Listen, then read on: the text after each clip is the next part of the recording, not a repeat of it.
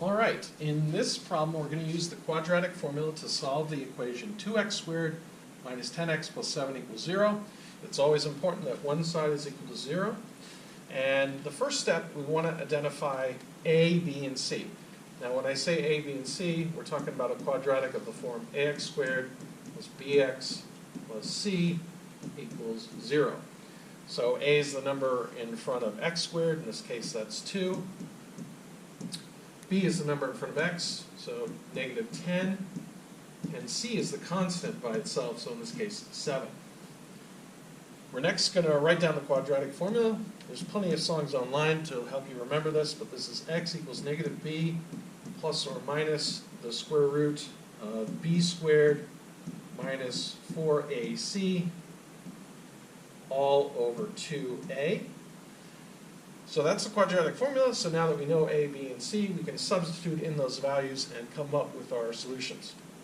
So I'm going to say x equals the negative of negative 10, so positive 10, plus or minus the square root of negative 10 squared minus 4 times a, which is 2, times c, which is 7.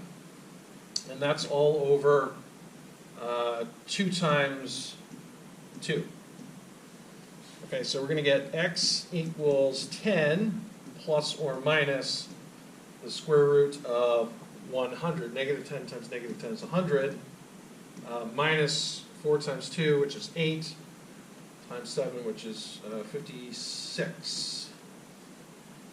Okay, and this is all over 4. Okay, so let's move this up. So this becomes x equals 10 plus or minus 100 minus 56 is 44. And that's over 4. Okay, so I can break this apart. We'll simplify this a little bit. So we'll say x equals 10 plus or minus the square root of 4 times the square root of 11.